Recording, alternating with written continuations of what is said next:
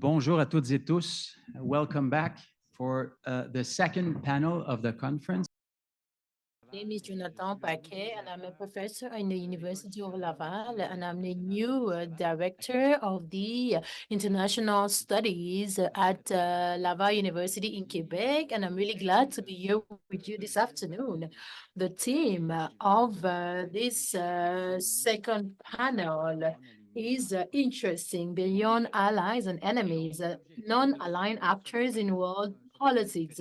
And the objective of this second panel, I find that it follows nicely the first panel. And you would explore the impact of multiplurality, especially on the strategic behaviors of some countries, some West allies, especially the non-aligned actors in our current system. So it's a topic that is very much neglected, especially the non-alignment. We spoke about it during the Cold War. If you remember the conferences of 1956, we spoke a bit about it in the 1990s, but less. And the topic keeps coming back. And now we are talking about the non-alignment states 2.0. And I think the Ukraine conference was a turning point for this group of countries, especially for the non-aligned actors. And that's what we'll talk about today. How can we address this topic? A non-aligned country, is it a country that is not connected to other countries? Probably not. It's probably a country that tries to have relationships with the most possible actors in the hope of diversifying their security portfolio. Since the international order is uncertain, we are not sure how things will turn out. So now we can see a lot of countries that are on the wrong side of history, and these countries seem to be isolated. So we are trying to weave the most interesting relationships. And how can Canada think about the strategic behaviors of the states, and how can we dance when faced with this strategic ambiguity, and how should we anticipate the ambiguities, especially the strategic ambiguity faced by some partners and some allies. Yes, there are some states considered as non-aligned states, but then there are also strategic allies such as Washington, who have strategic ambiguities, but they are trying to weave relationships. But we really have to look at the 360 degree. The Philippines also is not been long under the President Duterte. They had a very complex relationship with the West, especially the United States. They wanted to get closer to China. So how do we manage such situations, especially with the allies and the Western partners? So without further ado, I will probably have more questions to ask you guys at the end of the different presentations. But let me introduce the different speakers. So we will start by Amélie Chalivet. She is a doctoral student in co-tutor at the University of Paris to Panthéon Assas and the University of Quebec in Montreal. So I opted for the shorter version, and I invite you to check out the biographies of all the different panelists.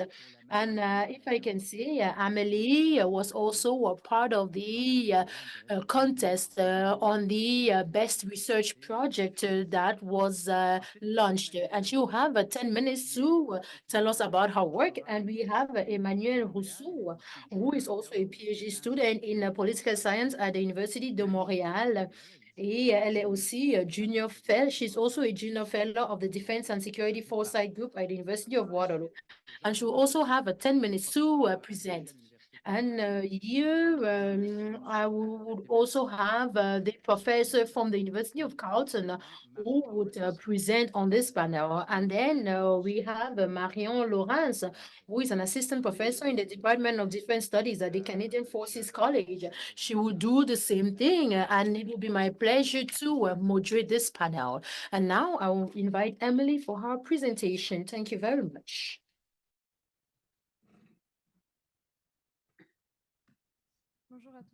Hi, everyone. Thank you very much for the invitation, and thank you to the JURAS team for the invitation.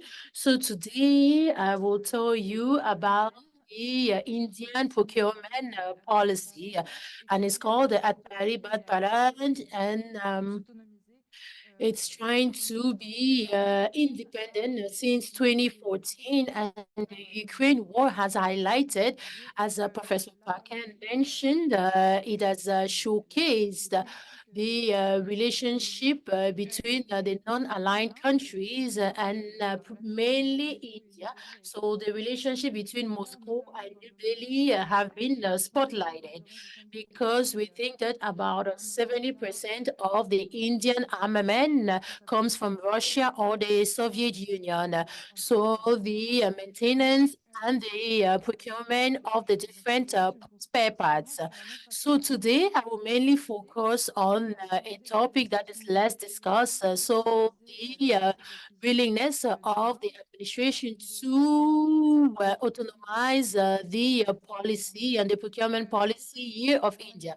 So the policy here is so the policy is Make in India, and this policy was launched in 2014, and the goal of this policy is to attract investments and to reduce exportation. And this takes into consideration different sectors, including the defense sector. And this also takes into consideration the resiliency of the procurement chains. So the objective since 2020, it's very intense. So today, my question is focused on how is this procurement policy a part of a larger strategic policy, especially for the country that is trying to distinguish itself from the non-aligned states. I also like to mention that this policy is different from what was present during the Cold War. So how is policy implemented in the military sphere, military context? So this doesn't only date from the Murdoch administration, but it dates from the 1990s. So this is not only a trend that started with the Ukraine war, but we can see that is still this inertia of the democracy that the Ukraine war allowed us to surpass. But since 1990, we had the implementation of the review committee with the goal of surpassing the domestic sources of 30% for domestic military arms. So this is not an objective that was reached, but we can still note that in the 2023 budget, we have planned 60% of domestic acquisitions in the military plan. So with this policy that stems back to 2014. It was accelerated in 2020. And in first place, the defense procurement policy, it's encouraging direct investments abroad for the fabrication of military arms and armament in India. And this is also part of the policy that stems to ban the procurement of several arms that was put in place in 2023. And we can see the complex list of different arms that India can no longer purchase from outside. And this will see the transfer of technologies and the valorization of joint ventures. So for the Indian military, it's important for them to develop joint ventures, especially with Israel, especially with the Barak 8. And today we see it with France. It's a bit more complicated. So there are some limits that have been implemented, especially for technology transfers. And when we look at military cooperations between France and the United States. And today we see with small and medium organizations. We see the creation of organizations, and it's also a policy that it's important internally. And this policy also has some challenges, but we see that importation is still increasing, and we see that from 2018 to 2022, India imported the most military arms, and the budget question is also very important, as there has been an increase of 13% in the 2023 budget. And we see that this really favors the armed forces. And also, there's a critique that was made by experts, especially the confusion between self-reliance and self-sufficiency.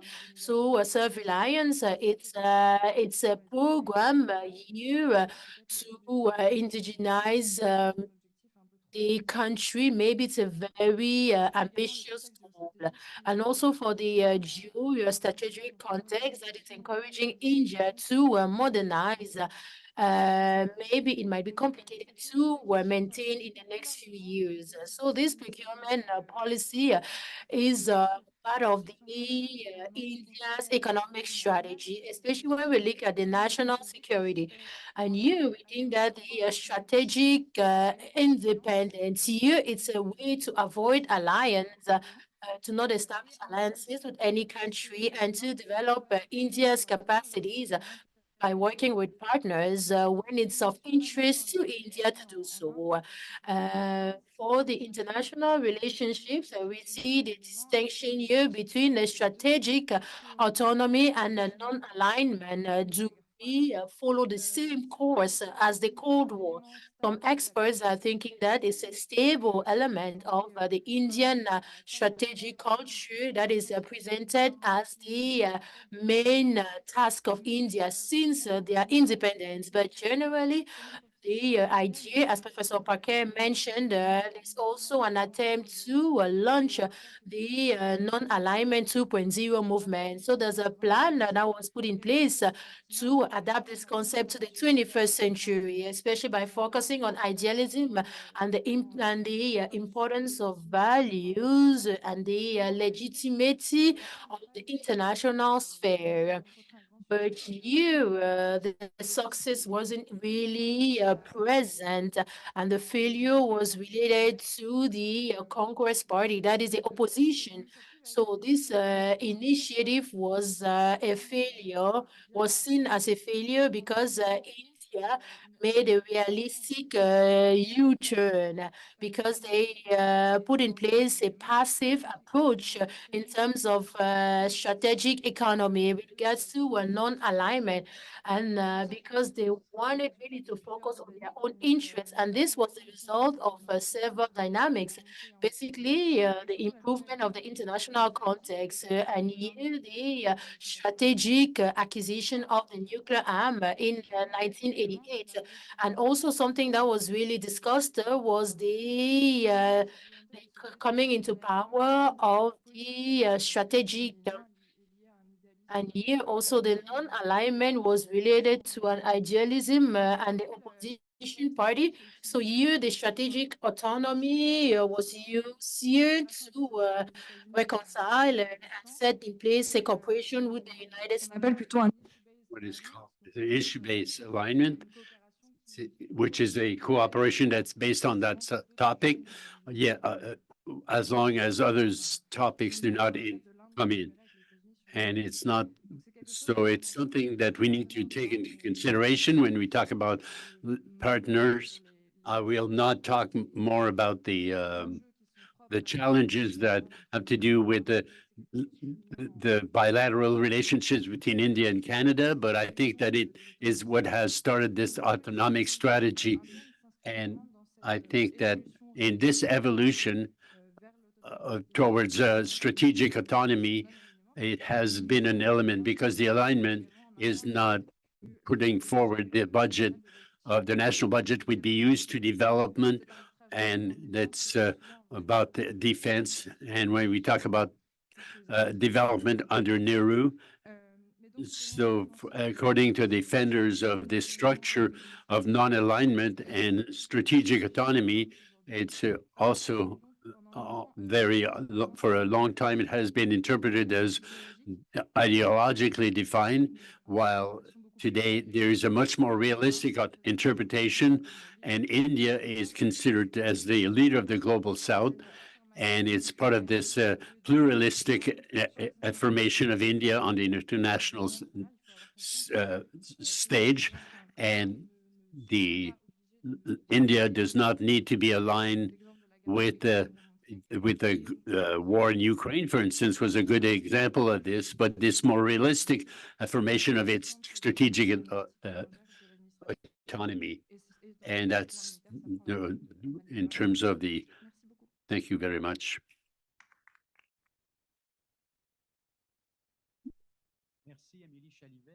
Présentation, vous êtes. Thank you for this presentation. We certainly have done right within the time. We now turn to Emmanuelle Rousseau for her presentation. Thank you very much. My own presentation, which I call Between the Anvil and the Hammer.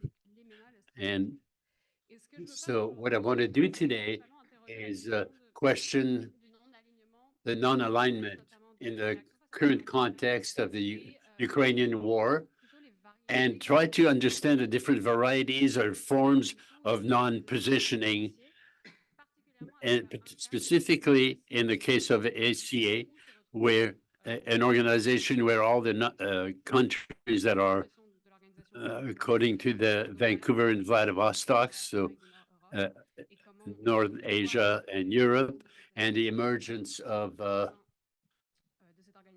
in this organization.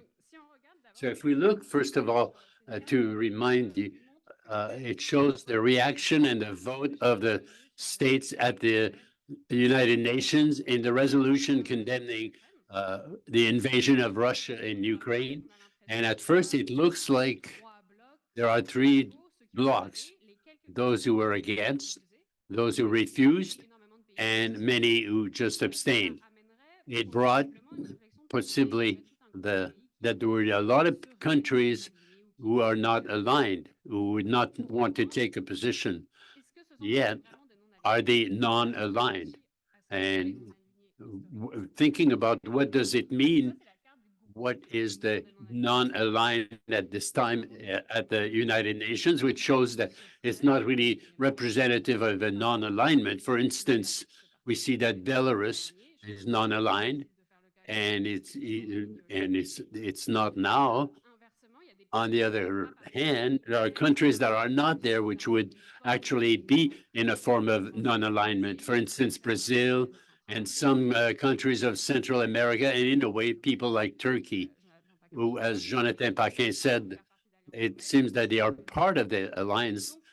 But yeah, when we think of non-alignment, it's not for what we had before in terms of the frame that we used before, in terms of the idea we had during the Cold War.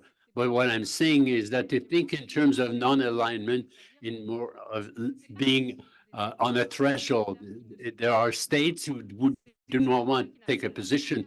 It's that they are not clearly on one side or the other. For instance, Turkey would be in that group. They are not liminal, but we wouldn't say that they more on the side of the West, and that would be other countries or Canada or United States. For instance, Central America have alliances with Russia, but wouldn't be on their side for this. So the liminality is more like a third element, and it comes with opportunities. We can eat to everywhere if we want to, but we can also consequences and tensions, practical tensions and normative tensions. How do they manage dispositioning between two chairs? And that's what the OSCE is. That's the blue countries are those who are participating to OSCE. In yellow are observers. And we see then that there are many states that were liminal that are there. For instance, the OSCE stems from the Cold War, trying to have a cooperative security between states that were not like-minded, therefore non-aligned, in order to have a minimum of security and trust. And it is therefore interesting to look at this liminality and that form of misalignment, because it was always the case. There were always actors that we called non-aligned, neutral Yugoslavia, Switzerland, and neutral countries in Albania, and who have a motor role, especially at the end of the Cold War. And it also become key actors in this organization. And USC is in fact a good lab to try to understand the operations, because it's one of the last places where people are all around the table. People at Belarus, Ukraine, Americans, Central Asia, except for United Nations. So as I was saying, it comes with lots of tensions that are really practical. I don't know if I can move the slide. No. So I just wanted to show a video of a walkout. It's a practice where you leave the room when the legalists were talking. I don't want to hear them. So it's quite practical, where countries who are it's difficult to decide, do we leave or are we left with the Russians in the room? So now we leave with the Western countries. For many countries, it's not possible. People who are in difficult situations, when there are walkouts, there were great cooperation between many Western diplomats. We were going to do it. So now you do what you want with this information. Many times they didn't even show up, so they didn't have to position themselves. So sometimes there are micro tensions. We need a difference between the existence of a country. Do we need to we can't avoid it completely in terms of security in Europe, but to talk about a war in Ukraine is not really so. It's very complicated. So we see that depending on the actors, there are different strategies. Of course, countries that Central Asia avoid the situation. They talk about tension and security in Europe. Countries are a bit more leadway would talk about the war in Ukraine, but talking about the importance of diplomacy at that level. And finally, the question is, are we going to cooperate with Russia? If so, how do we do that? And yet still cooperating with Western countries. So it was a very practical adaptation, and always case by case. And I think that's where we have to be careful, that there's a big strategy between a strategy of being on both sides, or very often it's case by case. And what I've seen so far is that it relies on very much. I've worked for 1 year and collecting data, and that's really what we saw. Also, because it brought for these states, those neutral states that I didn't talk much about today, who took the advantage of this situation to become that liminal zone. So it brought back what we knew. There are liminal states. They organize themselves because they will invest in challenges that affect them. For instance, security for Central Asia. Also, if we talk about neutral countries, it's more the consensus. This is the important role in diplomacy.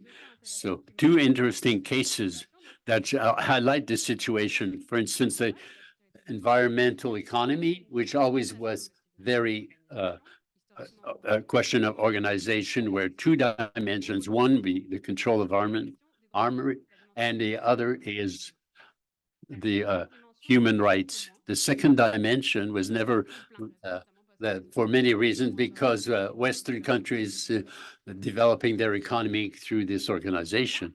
And here, because there's a clear interest of Central Asia, then they talk very much of that interest, and to keep these countries interested, not to lose them completely, and to keep that operating. So because many things can be done through OSCE that we couldn't be done by NATO or the UN, but it will be through a program of SCE. Second influence is how does it operate? And just one event that is very recent, which was the saga, the presidents of the USCE. 2 weeks ago, there was going to be a president for 2024. Normally, the USC decides 2 years ahead, but it became a real problem. The challenge was that they needed a consensus. The candidate was from Estonia, which was blocked by Russia. So all the question about Kazakhstan as the president, but Russia refused. Then maybe it would be a neutral country. Maybe Switzerland would be interested. Would they be interested? At least it should be from somebody from the European Union, as long as they're not a member of NATO. So that left a few, and finally it's Malta that took the presidency for 2024. And clearly they are taking advantage of this liminal situation because they're really shooting above their heads. So of course, to see how they can manage this situation, we see how they were able to take advantage of this situation. So in conclusion, what can we take out of this for our more global discussion and for Canada? I think that already we have to reflect on how it's not the emergence of different blocks, but it's a questioning that international hierarchy. So it's quite clear. So what we need to remember for Canada, I think, is that it's becoming very competitive geopolitically, and Canada and Western countries are more attractive within themselves. And we'll need to take into consideration a great variety of actors in the liminal. We can't think of two blocks and something in between. And it's more complex than that. Malta or Turkey or Kazakhstan or so I think, or India. So it's like they manage themselves during tension and they're constantly under tension. Thank you.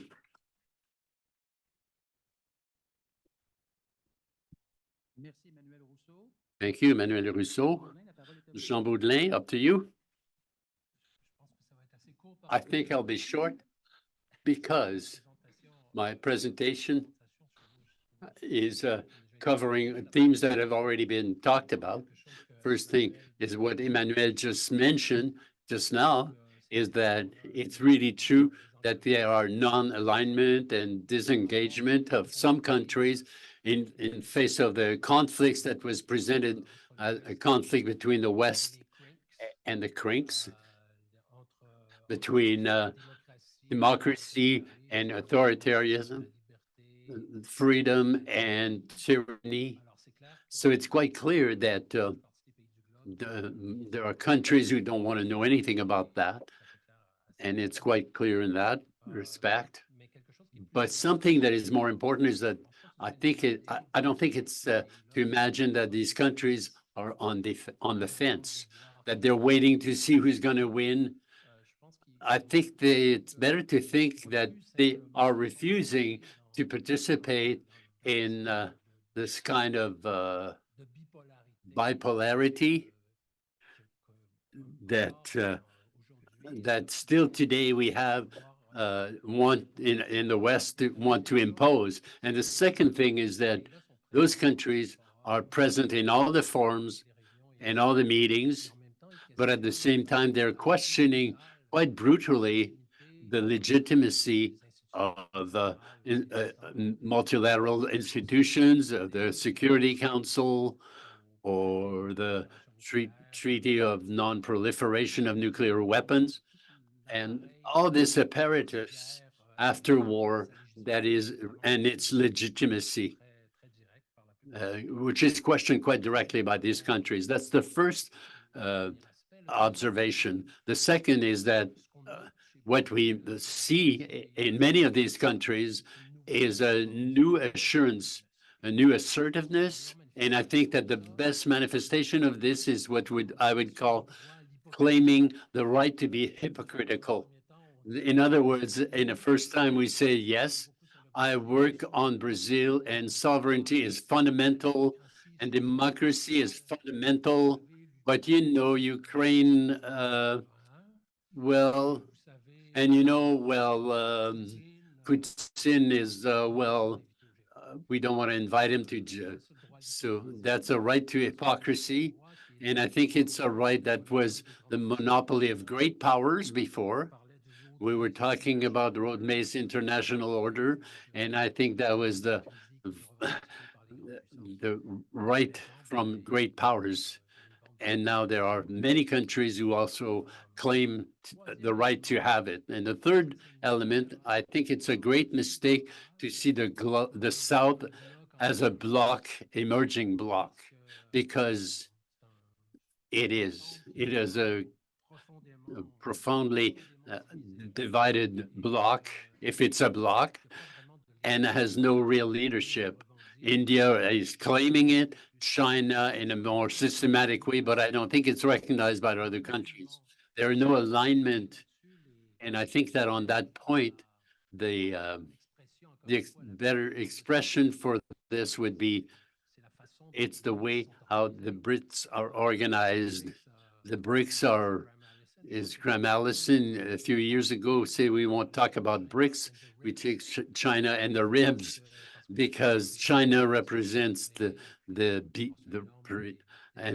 great proportion of the military expenses. And I would say that BRICS plus China is still a two-thirds, and almost 60% of military expenses. It's clear that at the last meeting of the BRICS, many countries wanted to extend it, and the Chinese were sort of tepid about this. But finally, they said, okay, I'm their boss, so I'll follow. So we let Argentina in, the Emirates.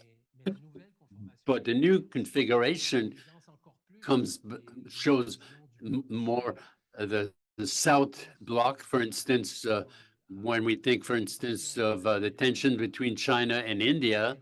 In India, we consider that the principal obstacle for the entry into the Security Council is the position of China.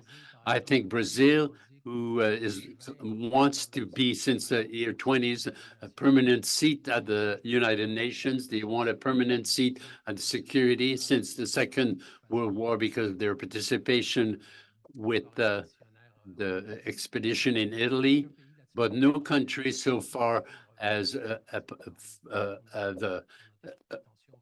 so there are real tensions there in South America about this.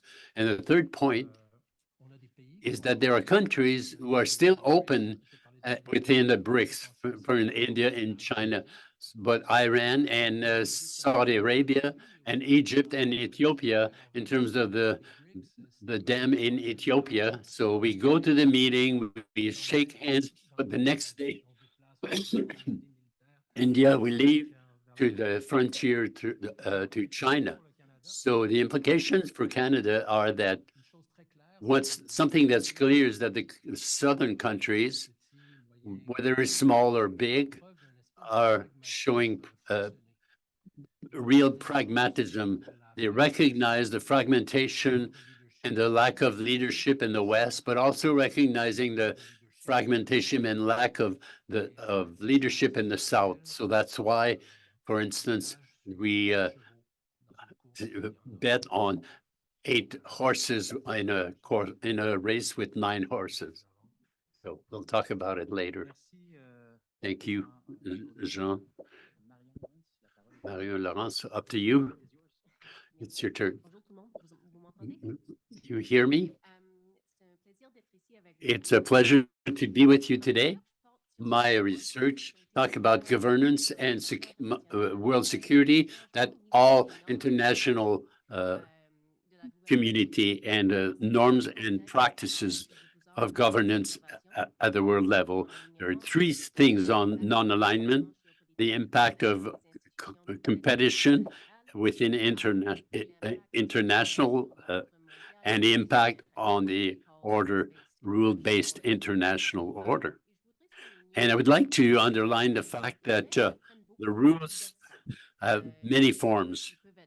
They can be formal, informal, and at the international level, they don't represent, or they don't always represent something cohesive. And I'm interested mostly in the interaction between the rules and in situations where there are lacks between formal and practical things in diplomatic, political, bureaucratic that control international organizations. And so it's focused mostly on the United Nations and NATO, but I think it has implications for other organizations. So 3 points I wanted to make about non-alignment, multilateral institutions, and challenges to the rules-based international order. The first, just that international organizations are more than just makers and enforcers of rules. That there, has been a lot of frustration, understandably, lately that, a body like the UN Security Council can't, punish a country like Russia for invading Ukraine, that it can't reach a consensus about Gaza. And that's understandable. But I mean, that's also nothing new in a sense, that international organizations have always been, arenas for acting out these power dynamics and rivalries and kind of cross-cutting disagreements. It is becoming more acute and likely to become more acute under conditions of multipolarity. But does that mean that international institutions and organizations are not relevant? I would argue no.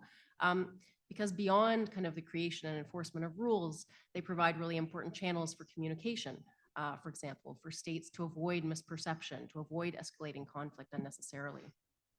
And they provide accepted mechanisms for kind of achieving meaningful outcomes despite disagreement. Thinking about, for example, the Black Sea grain deal that the UN Secretary General helped broker in 2022.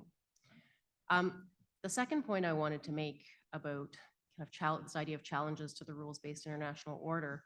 There are many different ways to challenge a rule and different reasons for doing it. And this again comes back to the question of legitimacy of that order and actors that would have kind of very understandable reasons for having problems with the existing order. So when we talk about challenges to the rules-based order, it's often kind of might make right situations, like China and the South China Sea, where states have sort of decided it's politically or militarily expedient to kind of disregard a rule, and that it's in their interest to do so. That's not the full picture if we're talking about challenges to that order, that sometimes it comes under pressure because rules are perceived as being unfair or as products of an unfair process. The countries in the global south have long complained that international organizations create structural disadvantages. Thinking about international financial institutions, for example. And those problems are hard to fix because rules are really sticky. And that's, on purpose. That, I mean, one, actors that benefit from the current arrangement are unlikely to want to change them, but also the actual process for changing rules tends to be very onerous. So I think what that means is that contestation and challenges to the rules-based order, we need to be aware that it will take different forms. And that it might not actually involve a wholesale rejection of the current order, but some kind of reasonable demands for change and reform. So we should expect to see under multipolarity, I think, the creation of alternate rules and new institutions, forum shopping, reliance on parallel frameworks that get layered on top of old ones.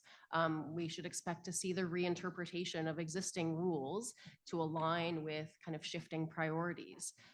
We should also expect to see, formal support for a particular rule combined with kind of under the radar foot dragging and budget cuts and kind of not wanting to actually go ahead and implement.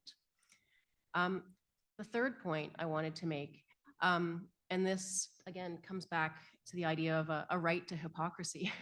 The idea of friendshoring and kind of consolidating alliances with like-minded states sort of assumes that democracies are always better at respecting rules than non-democracies. But democracies break rules too, right? And I think it's important to remember that. You know, Canada's diplomatic troubles with India being a good example lately. Also, just to underline that, you know, democracy is something that exists on a spectrum, and that a lot of, you know, non-aligned countries might occupy a gray zone in what we would consider kind of democracy or illiberal democracy versus verging into something that we would consider not democracy. And that it can be tricky to draw a clear line between democracy and rule following and respect for a rules-based order. So again, how should we be thinking about countries like Hungary or Turkey, who are NATO allies, but where, you know, liberal democracy is under strain? And so while the idea of friendshoring and friendship can be a useful concept for promoting international cooperation, just a word of caution about classifying certain countries as friends in practice, and that it's sort of no guarantee of a particular type of relationship or a particular type of behavior. I have some thoughts on what this means for Canada, implications for Canadian foreign policy, but I think I'll reserve that for the Q&A.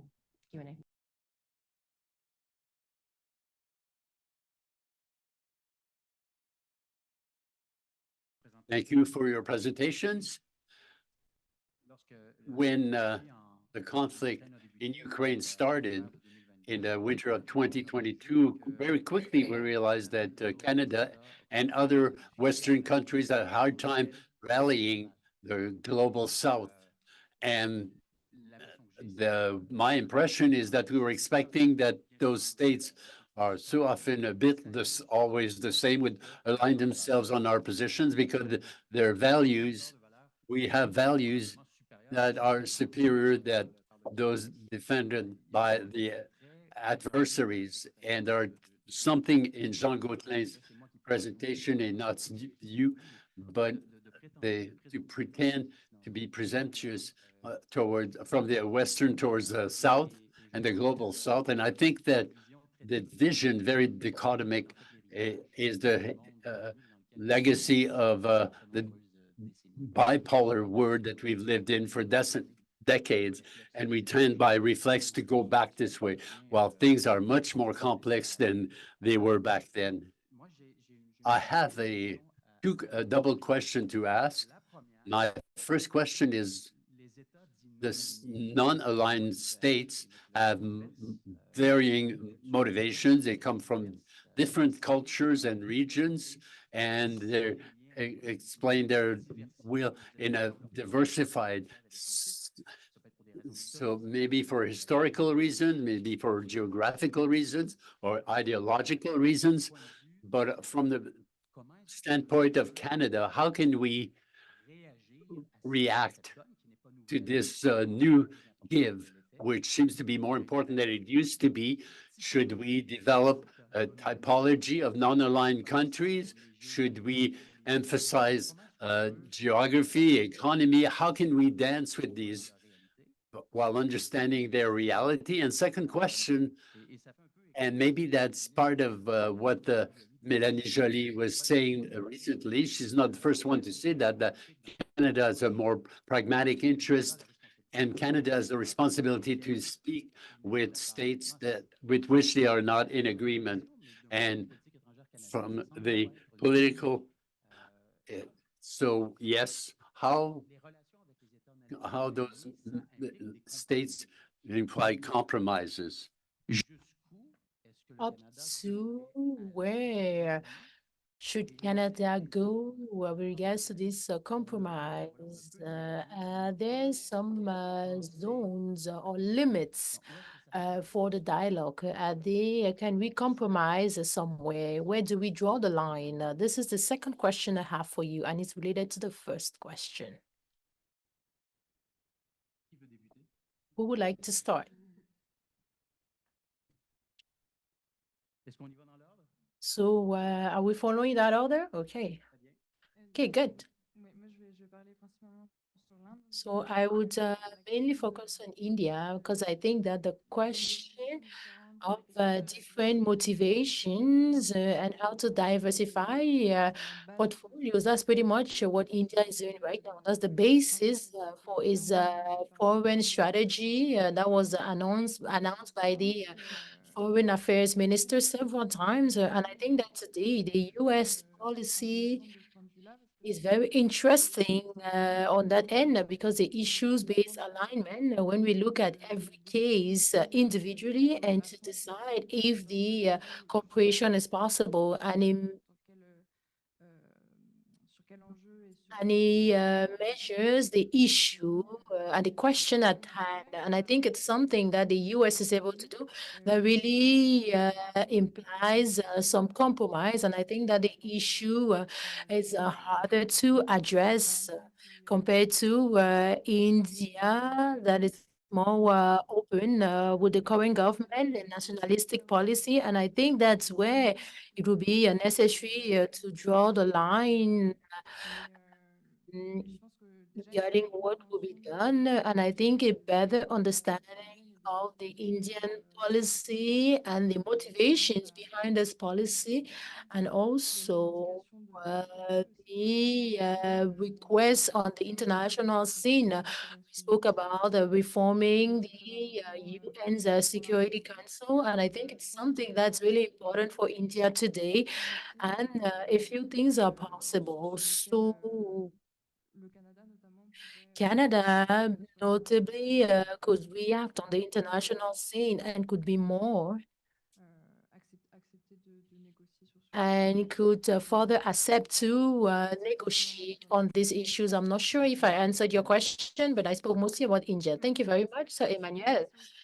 And it's true, these two questions are hard and very broad, and there's a normative dimension and ethical dimension regarding what we need to do. And I think to add to what Amélie said, we have to understand, first of all, that it's not a group, be it the non-aligned states or the global south, the people who have to vote regarding the Ukraine war.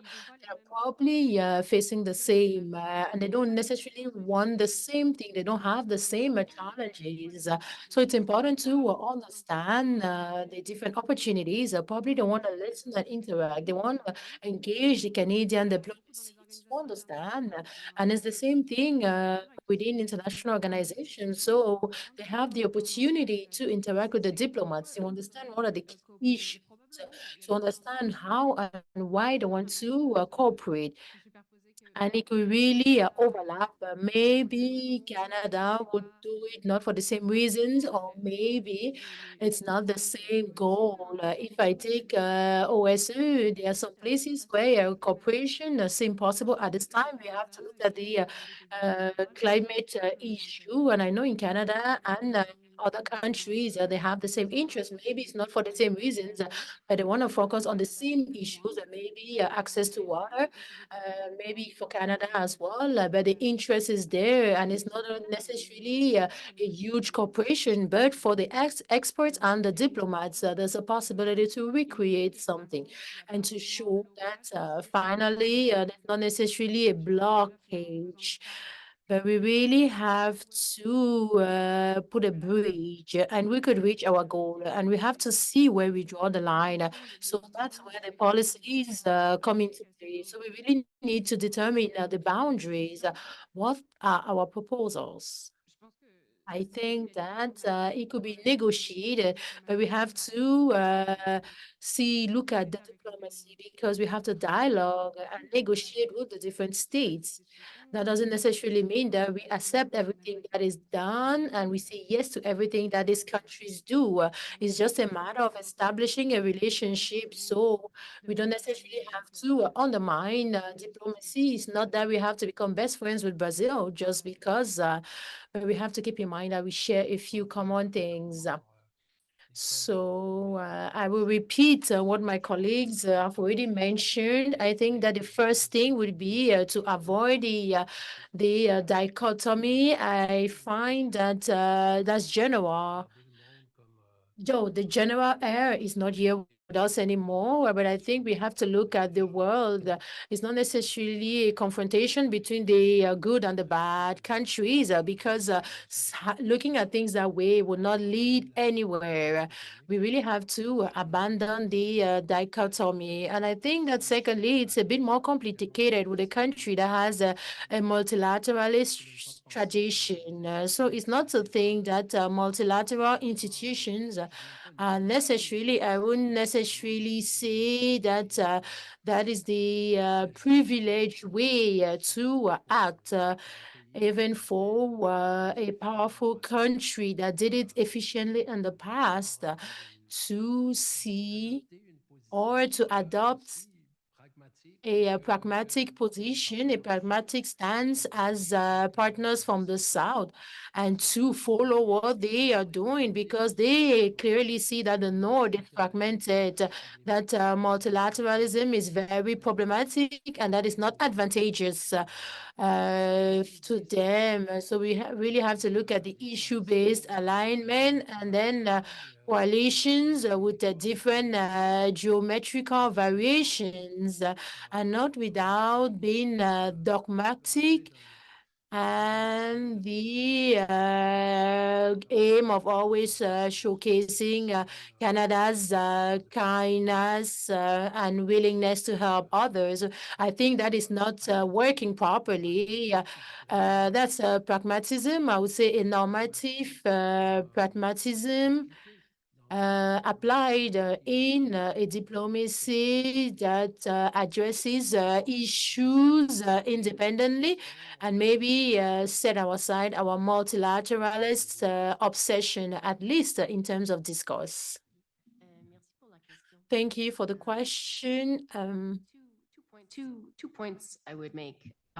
I agree that kind of starting from the idea that our values are somehow inherently attractive and universally appealing is not necessarily a good place to start from. I was recently introduced to the concept of strategic empathy. And while kind of I've been thinking about it in ways that are different, I think, from how it was originally being used, more kind of focused on leaders and focused on kind of like understanding your enemy, I think the concept can be extended in useful ways to try and kind of decenter your own perspective and Canada's own perspective, and see where other actors, other states are coming from, and that what are their constraints and what are their drivers, and that, you know, nobody owes us their loyalty, that states have a variety of different reasons for needing to kind of act in different ways, and that it's important to have a nuanced understanding of that in order to engage productively. And that comes down to, again, sort of case by case knowledge. You know, is it that they have to get along with a state that we don't like because they have a large diaspora population that lives there? You know, are they co-managing certain natural resources or fresh water, or, you know, that there are issues like that we need to be aware of.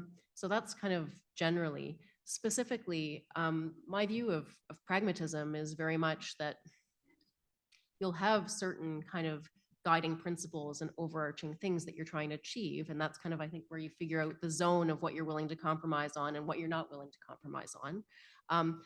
But once you have that established, it's about kind of applying that in a contextual, case by case, issue by issue way, right? And figuring out, you know, who are the specific actors that you need to engage with to advance a certain, you know, file, and how can you go about doing that effectively, and being willing to sort of like adjust and learn as you go, and rely on kind of specialized knowledge of that issue. I'll leave it there. Okay.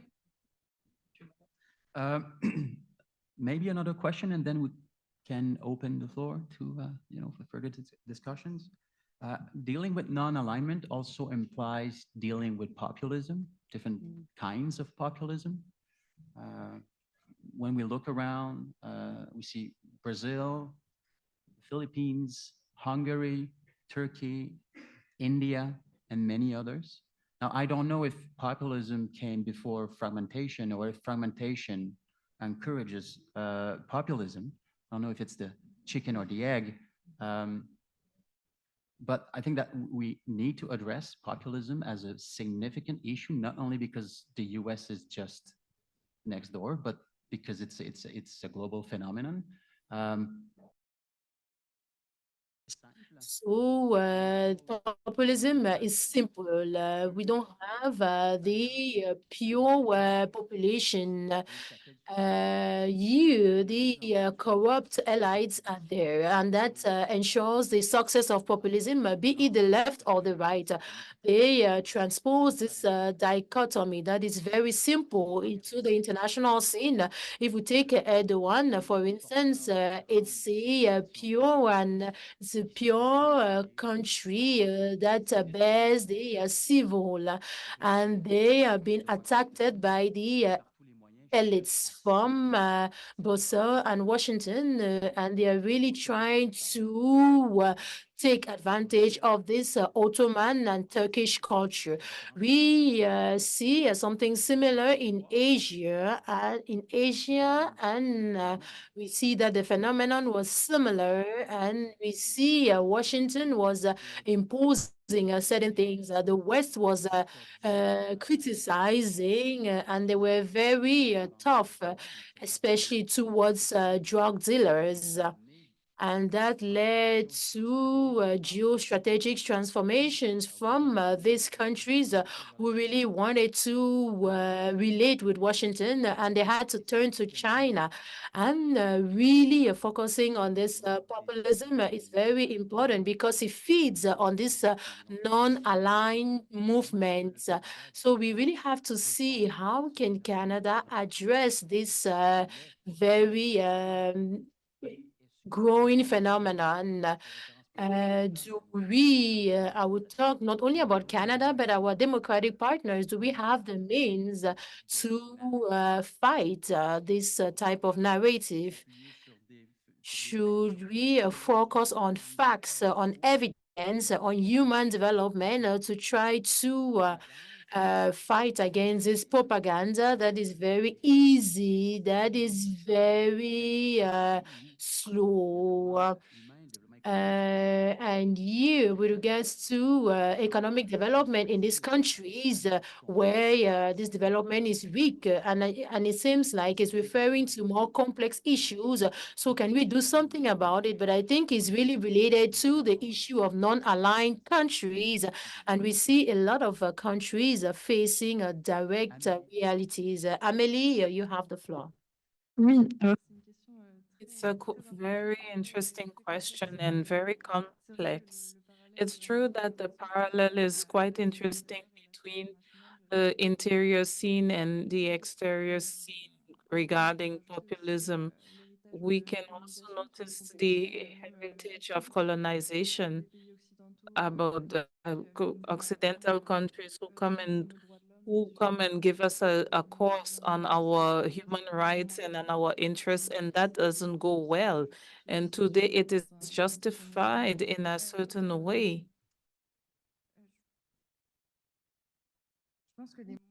I believe that the ways of fighting these narratives are quite limited.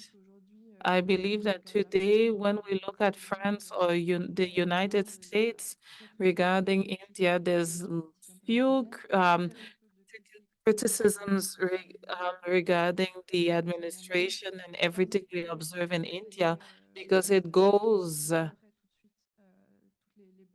will destroy all basis of cooperation. And I believe that Canada is experimenting that in a certain way, even though there are other things implicated. But I believe that the relationship between India and Canada show the limits of what we can do today.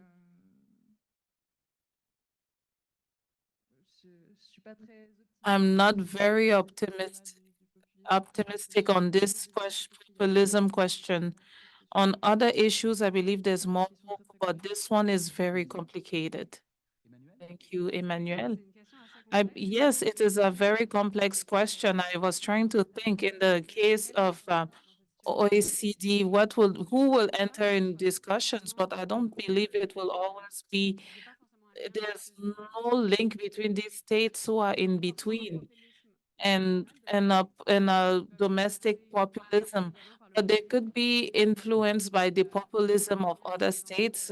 In some, for instance, the populism from Russia like in countries like Hungary, from Africa, to build the idea that there's an elite that Russia calls collective West.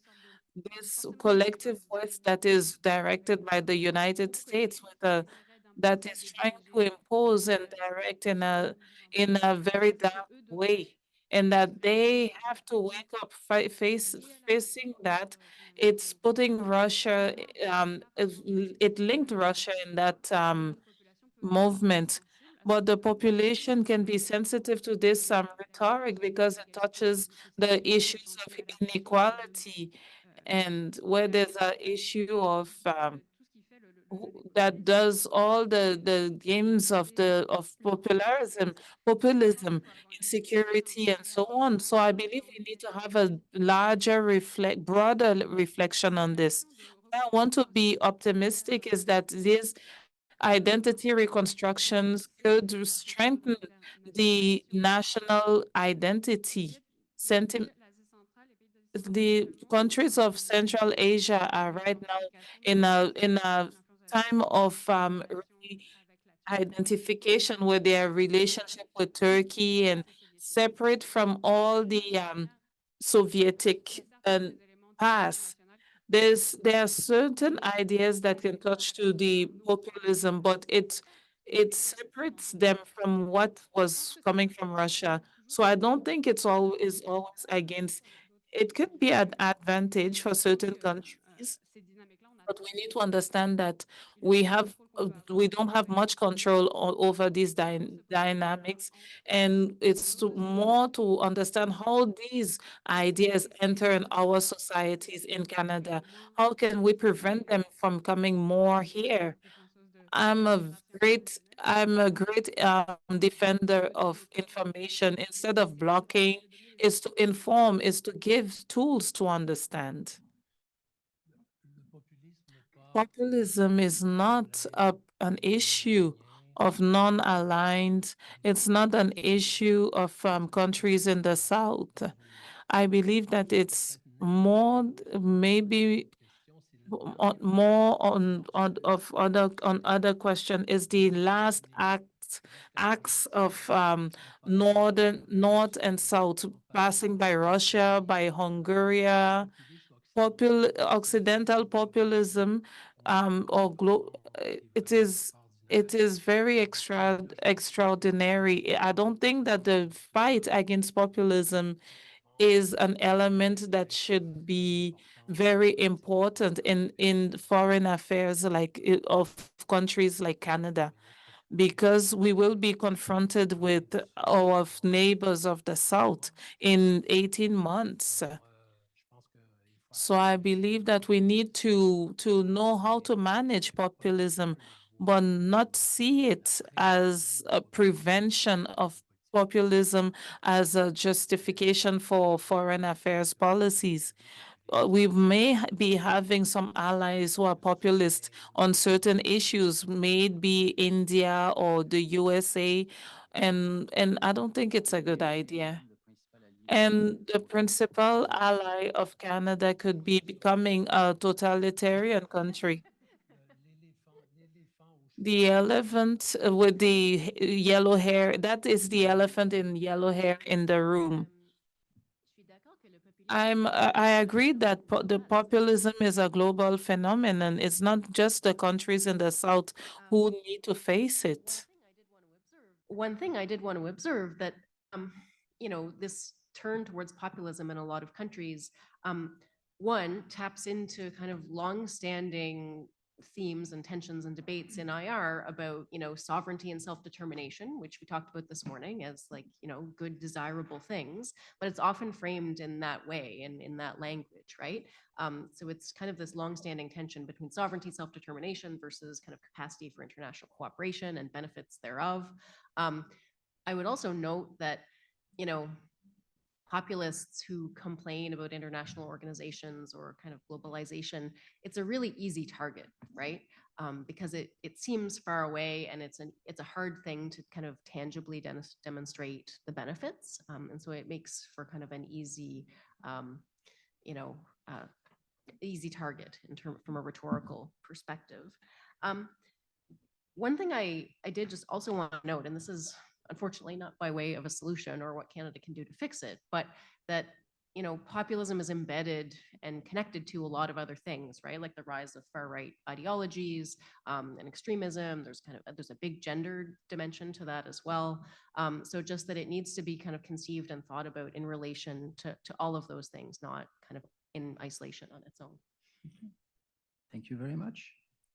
We can now take questions. We have 20 minutes for an exchange.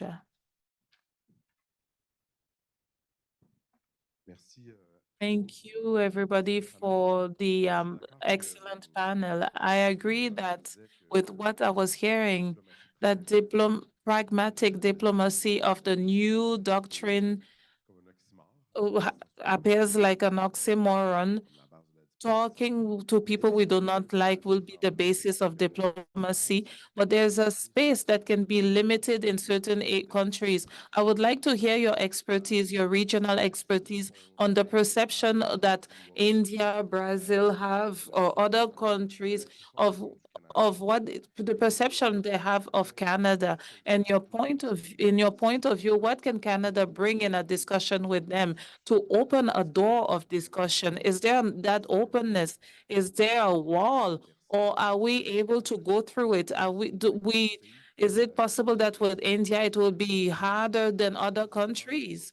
I would like to hear that the constraints to the exercise of this Canadian pragmatism with these partners who are less or more aligned. Thank you for your question. I would answer very quickly. For India, it is going to be very clearly more complicated than other countries. But I believe, however, that in the difference of the diplomacy, military could be the last channel of communication, but it will be very limited. But at least the discussion between militaries are easier than with diplomats. But after the diplomacy, we see a certain improvement regarding visas that is still in development. The relationship is at a dead level, but in my view, it's not completely. Hope is still there so that it will happen in the next few years. What Canada can do on the international scene is to is not only India asking for it, is the reform of the security points in the United Nations. I know that France is supporting that, and I believe is one of the issues in international diplomacy to go beyond the blockages between internal relationships. I'm going to rather answer as to how is Canada perceived by the OECD population? After the invasion of Ukraine, Canada had the hardest position with a global refusal to engage in anything that implied that involved Russia. That means without doing anything in that organism, because everything was necessitating the agreement of Russia. That created some frustration for certain states, for certain countries. It was the strategy for at least 6 months, but very quickly there was an awareness that that many countries, saw it as a lack of diplomacy, and by doing that, yes, they were making a stand, a point, but with Russia that was being prevented from interacting with other countries, and Canada progressively renegotiated in the situation how to do it, and was listening to these considerations. And where I believe it's still difficult is that there's still in those actors an association of US Canada that is hurting Canada. where they have a hard time showing their position, separate the value added of Canada in its policy as if as a practitioner of but in the values in it is still to work on. But if we look at it, Canada is chairing in the OECD. There is a turning chair, but there's no election for that because the themes are still not aligned with Russia. It's about gender, children, and so on, but it is still appreciated, and other countries are participating. But what did Canada? Canada invited a lot of experts from countries, non-aligned countries that are not directly aligned.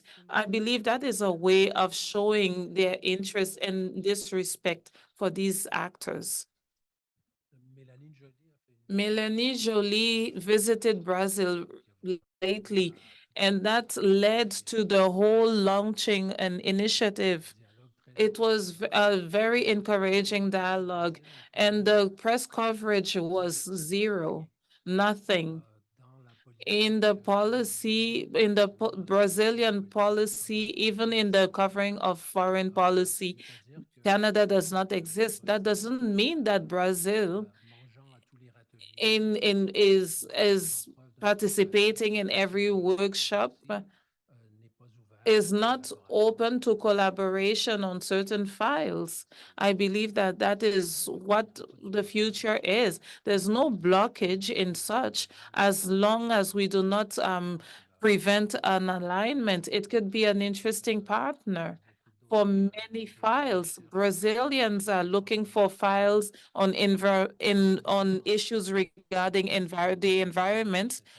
Maybe not this government or the next, but they are open to cooperation with First Nations.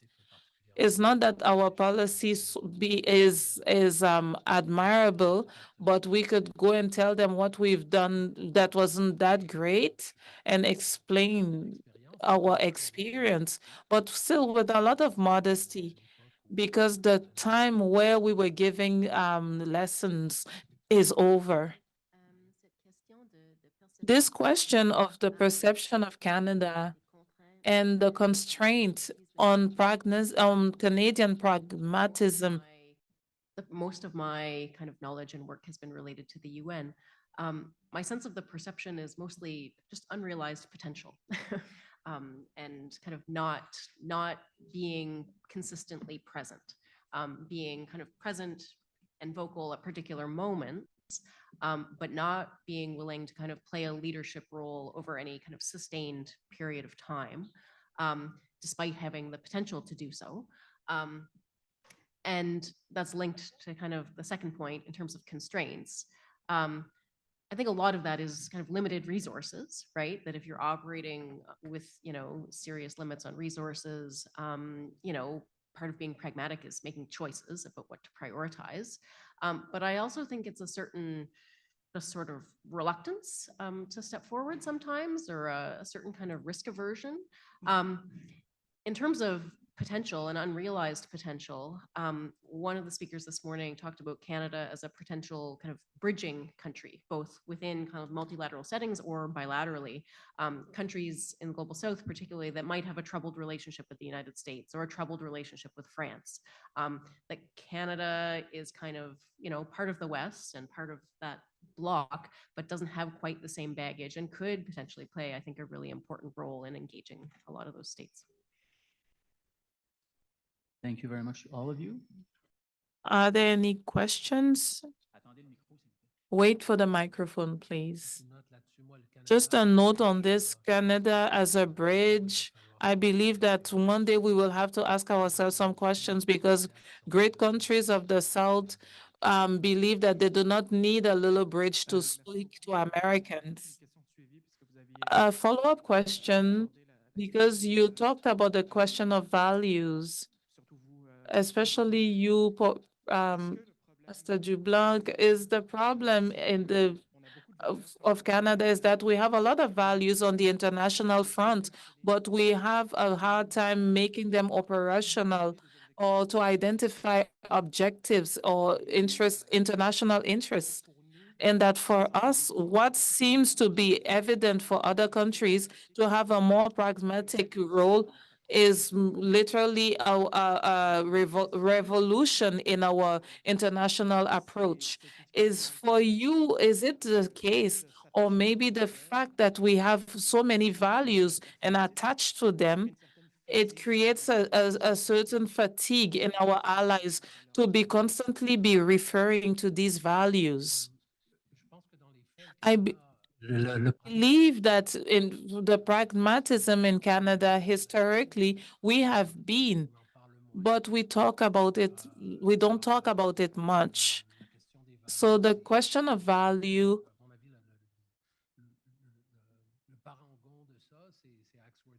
it's Axworthy that was who was going all over the world while we were cutting up the budget, and Trudeau is in the same mode.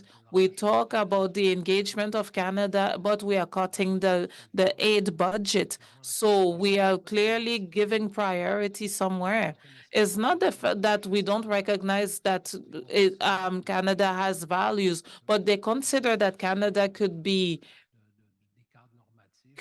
stop doing certain collaboration on certain punctual questions and that they would not come and give us a lecture. Because lecturing without bringing any money, Brazilians do some compromise with other Europeans regarding the Amazonie, but there are a lot of there's a lot of money involved. When I'm talking about Axworthy, I was in Brazil during the Great Fires, and Axworthy with one of his friends published something in Globe and Mail about the green cask, an international force that would come to intervene in Amazonie, in ignorance about Amazonie, and that has 35 million people, and that we cannot just bring them out from and just as easy as that. So let's talk having a pragmatic and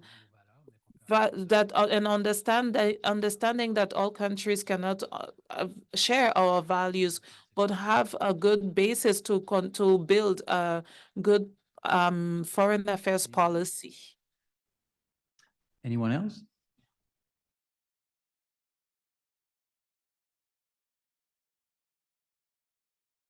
I have a question here. You talked about Turkey, who is an ally of Canada and who's a member of NATO, and who has very often divergent opinions regard opposite. But if the result may be different, if so for you, what would be the place of Turkey as an ally of Canada? What are the difficulties, in terms of bilateral relationships with Turkey? There are challenges, but at the same time, Mr. Massey was talking about the oxymoron with pragmatic policy. So it could be good to have such a country as an ally instead of an adversary. So what is your opinion on this subject? It is a question open for all the panel? Yes. So does somebody want to answer? I don't think it's good to classify countries as allies or adversaries. To come back to the point of my colleague here, we need to go file by file, case by case. I agree. I would also say that If COVID taught us anything, I think it's that world politics is full of surprises and you can't always predict who you're going to need to cooperate with. And that it's important to kind of, at a minimum, try to maintain some type of communication and working relationship with, you know, as many countries as possible, I think. So I would be, reluctant to kind of, again, as you say, classify countries as allies or enemies and sort of cut anyone out on that basis, because you never know, especially a country like Turkey, where it's located and kind of the dynamics of that region. You just never know, right? What's going to happen and what you might need. We need to know more about Turkey. We need to have Turkey specialists. We need to have people who speak Turkish fluently, and we need to have students going there and spending years there while doing their PhD. We need Koçtel with Turkish universities so that Turkish students come here and Canadian students have double PhDs with Bishkek and with Koç and Carleton or Lucam. That's what we need. And then we'll know things. I'm just the moderator here, but if I can just say a few things about the question you asked. If we apply the word ally in a broader way, we need to be careful in those categories. But what we want to do when we want to be an ally, there are clear implications. It's involving sharing of information, strategic common plans, and Turkey has access to all of that and belongs to the alliance since 1952. So in relations between Turkey and Canada, but when I look at Turkey in NATO, a lot of people said Turkey could leave NATO, but on the contrary, Turkey needs NATO. It assures them an influence, a considerable influence in the Northern Atlantic, in the out-of-area missions. So it gives them a right of veto on the strategic alliance on Sweden. Everybody turned towards Turkey. And in the alliance, it is important to have such a black dog who is in constant relation with the other actors, with Russia and China. Turkey participates in the Shanghai summit for many years. It's good to have a watchman and somebody who could be a link with these countries that are that we cannot have a relationship with, and others who are in Washington or Brussels. So beyond the difficulties, and there are many difficulties that go as far as 74, we need Turkey, and Turkey needs us. And what Prof. Daudelin said, we need more understanding, more cooperation. The less we know, the more we have a tendency to want to give them to have a negative, to perceive negative intentions. We feed a void, and it's just about communicating and talking. We need a better cooperation, not only with Turkey, but other countries. And if we want, if I may add, Emmanuel was talking about the challenge many countries of the South were in managing their belonging to many things. The challenge for Canada is the challenge of pragmatism. In a position where we are already in very very restricted alliances, and with countries in NATO. So with what was just mentioned, we are not coming out from NATO. This imposes constraints, and the difficulty is how do we manage all of this to find a way to come out. And I'm not the only one saying that. There's a report on that coming out every week, but to do it, to reconcile multilateralism and alliances and the broader opening in the countries that we are very tempted to paint as adversaries. And I believe for Canada, it was the theme of Kim Lesar's book. It's the theme for maybe the next 10 years. Somebody wants to add something? I believe that it raises in a general way a dilemma that's ours. Do we, as Canadians, have the responsibility to criticize certain partners and certain allies when there's a violation of human rights in their country, knowing that if we do that, there will be repercussions? Let's look at the example of there one. There was a missed coup in 2016. That regime is sure that the United States, Syria are all behind. We all, I'm talking about our Occidental governments, criticize this coup because of the treatment of the journalists, of the members of opposition, and this pushed that government to go towards Russia because the Occidentals were refusing to sell our own weapons because they were not respecting the basic human rights that belong to our values. What do? We criticize our allies of the principal diplomacy from Stephen Harper, and we live with the consequences, or do we close more and more our eyes on human rights violations and by saying this that belong to the diplomacy, do we close our eyes and do we have strategic empathy, or do we let go of the values for which we've been fighting for so long? It's a big dilemma. It's a big one we had during the Cold War. It was less present in the 90s and the 2000s, but now the party is over and the dilemma is back. And how do we? I wonder how Prime Minister would, saying the conditional would play. Will it be back to the principle of diplomacy coming back from Stephen Harper, or will it be very populist, very Trump-like? We have to anticipate what it would be like, and it's our responsibility. If I may add something on the human rights, the dilemma, should we criticize or not? There's also the question of consistency, right? Of, criticizing some but not others, and under what conditions, and being prepared, if that's the red line and that's the decision you make, To face the music. to be consistent and say something when it's not convenient. Yes.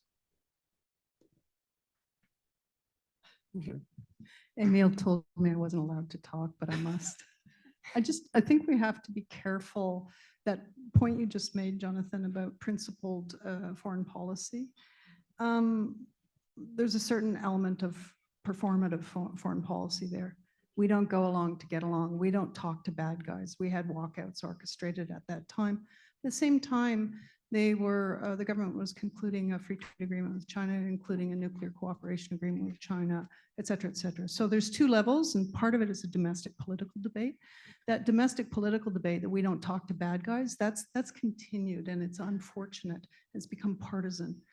It actually undercuts the whole theory of diplomacy.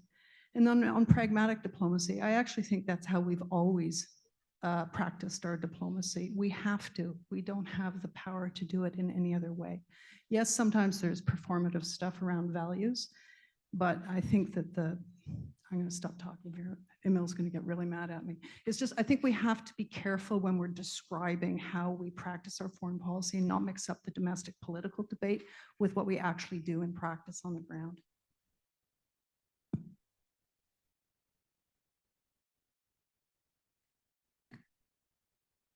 It's over.